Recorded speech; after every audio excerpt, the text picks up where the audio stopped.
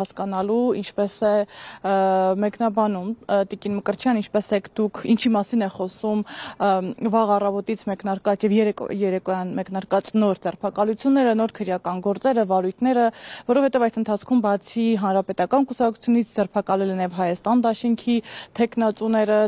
քրեական նոր վարույթ է նախաձեռնվել գեներալ լեյտենանտ Իրան Խաչատրյանի նկատմամբ, ինչի մասին են խոսում սրանք։ Դուք ասացիք քրեական գործեր, ես չեմ կարող ձեզ հետ համաձայնել։ Հայաստանի Հանրապետությունում 2018 թվականի իշխանությունը զավթելուց հետո քաղաքական հետապնդումներ են եւ բացառապես վրեժխնդրություն, մի բան, որը պիտի ստիպի Հայաստանի քաղաքացիներին, ինչպես Նիկոլն էր ասում, վեր են գնել հանգիստ իրենց տեղները, չունենալ եւ չխոսել իրենց իրավունքների մասին, չիրացնել իրենց ազատությունները, առավել եւս չպայքարել նրա համար, որպեսզի իրենց հայրենիքում ապրեն եւ իրենց հայրենիքը շարունակի կոչվել Հայաստանի Հանրապետություն։ Մենք շատ լավ գիտենք եւ ես չեմ պատրաստվում ձևացնել, թե գիտեք ինչ իրավական process-ներ կան, Հայաստանում սահմանադրական կարգ կա։ Այդ ամեն ինչը զավթվել է այն պահին, երբ որ Թուրքի եւ ադրբեջանցու գործակալ, Թուրքի եւ ադրբեջանցու կամակատար Նիկոլը Հայաստանում զավթել է իշխանությունը, կոտրելով հանրային իմունիտետը եւ շարունակելով այս պետությունը պահել զավթած։ Ինքը շատ լավ գիտի, թե ինչ է անում։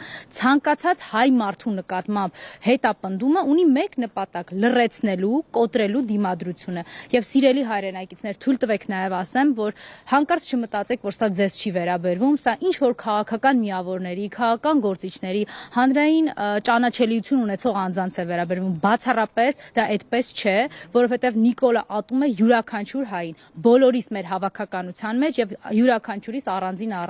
որովհետև Թուրքի եւ ադրբեջանցու համար սպառնալիք է ցանկացած հայ, որի ոտքը իր հայրենիքում է շարունակում մնալ, որը շարունակում է ապրել եւ իր երկրի համար պայքարել։ Այդ դրա համար այս բռնաճնշումներն են։ Մենք բազմաթիվ անգամներ տեսել ենք, թե ինչպես է Նիկոլը ասում, որ կալանք ուզեք չուզեք պիտի տակ։ Մենք բազմաթիվ անգամներ լսել ենք, թե ով ինչքան է բանտում անցկացնելու, ոնց է ասֆալտ լիզելու, ոնց են իր վնգստացող դատավորները իր բնութագրմամբ իր ուզած որոշումները կայացնելու։ Երեք էլ ուղիղ եթերում գնացել էր իբր քաղաքական բանավեճ։ Ինչ քաղաքական բանավեճ։ Մարդը մի բան էր անում, ասում էր, թե ով երբ պիտի նստի, ում երբ պիտի կալանավորեն եւ խնդրեմ ուշադրություն դարձրեք նաև տեսագրությունը նայեք, պարբերաբար իր այդ անհավասարակշիռ վիճակում վերցնում էր հեռախոսը եւ թույլ տվեք ես կասկած հայտնեմ, որ այդ հեռախոսի մեջ այն որ SMS-եր է գրում արդարադատության համակարգի բոլոր մարմիններին, Նիկոլաս Ստրուկ բոլոր քննչականներին, ասում էր թե ում ձերբակալման ժամանակը եւ ում ասֆալտին փռելու ժամանակը իր ցանկությամբ երբ պիտի գա։ Սրա մասին է այս ամեն ինչը։ Եկեք չձևացնենք, որ Հայաստանում կան քրեական գործեր կամ կան ինքնավար քննիչներ կամ անկախ քննչական համակարգ ու մարմիններ, ովքեր արդարադատության հետ գործ ունեն կամ օժանդակում են Հայաստանում արդարադատության իրականացմանը։ Եթե Հայաստանում լիներ արդարադատության գետ մեկ նշույլ, այսօր առաջինը պետք է ասֆալտին փռվեր եւ կալանավորվեր Նիկոլը։ Դրանից հետո իր բանդայի ներկայացուցիչները, այն ներկայացուցիչները, ովքեր պետական դավաճանություն են գործել եւ գործում, եւ այն ներկայացուցիչները, այն ամենամանրերը, ովքեր այս մի քանի ամիս արդեն փողոցներում ծեծի են ենթարկում ընդդիմադիր հայացքներ ունեցող Հայաստանի քաղաքացիներին։ Մենք ինչից ենք խոսում։ Կին քաղբանտարկյալ պահող, անչափ երեխային կալանավորող, խոսքի ազատության համար բանտում մարդ սպանող իշխանության հետ գործ ունենք մենք։ Տիկին Մկրտչյան, բայց այս process-ները կարծեք երկարատև են, վերջին տարիներին նույն մարդկանց նկատմամբ տարբեր գործեր են հարուցվում քրեական, բայց այդուամենայնիվ էլի նույն նրանք երկար ժամանակ կալանավորված են մնում, բայց նրանց այսպես ճակերտավոր ասած մեղքը չի ապացուցվում։ Սա ինչի մասին է։ Դե այդ մարդկանց կոտրելու մասին է։ Ակնհայտ է, չէ՞, որ քրեական գործը, մեղադրանքը, այդ քաղաքական հետապնդման էությունը կայանում է ոչ թե մեղադրանքի ապացուցման մեջ, այլ կայանում է ինչ որ ուղակի թուղթ ստորագրելու, ընդ որում ես ձեզ ասեմ, մենք տենց դեպքեր էլ ունենք, չէ՞, որ Նիկոլի օգնականը չունենալով որևէ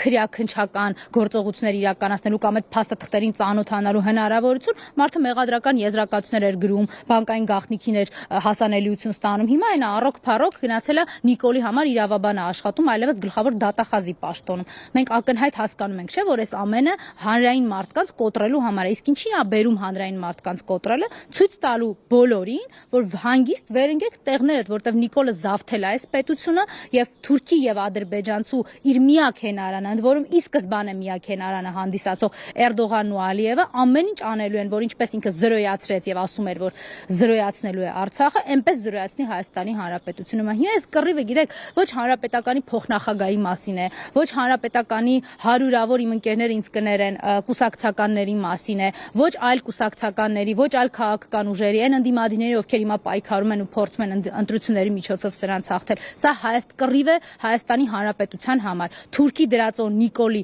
կործանման ծրագրերը կանգնեցնելու համար։ Ինքն էլ այսպես կոտրում է այդ դիմադրությունը, ցույց տալով, որ Արմեն Աշոտյանին 2 տարի եւ ավել պահել եմ կալանքի տակ, ապօրինի կալանքի տակ, այո, մեղքը չեմ ապացուցել, բայց Արմեն Աշոտյանը դուրս գալով շարունակել է իր քաղաքական գործունեությունը, իր հանրային գործունեությունը, նորից է այդ նույն բանը անելու։ Ինչի մենք կարող ենք նույն կերպ հիշատակել Նարեկին Սամսոնյան, Վազգենին Սաղաթելյան, մարդիկ իրենց հանրային գործունեության ընթացքում քաղաքացիական իրավունք են իրացնում, քննադատություն իշխանության հանդեպ, իրենց ասում են ոնց մի անգամ ձեզ արդարացրել է դատարանը, նորից եք գնալու կալանավորվելու, ու մեզ հետաքրքիր չի թե դրա հիմքերը ինչպիսին են, թե որքան ապօրինություն կա, որտեղ մեզ պետք է այդ նիկոլական բանդայի համակարգը հանգարց չքանդվի, իսկ բանդան ոնց է չի քանդվում, ինչպես պիտի լինի, որ չքանդվի, միայն բռնաճնշումներով։ Ես եմ շնորհակալ։ Հիշեցնեմ, որ մենք զրուցում էինք Ազգային ժողովի պատիվ ունեմ խմբակցության պատգամավոր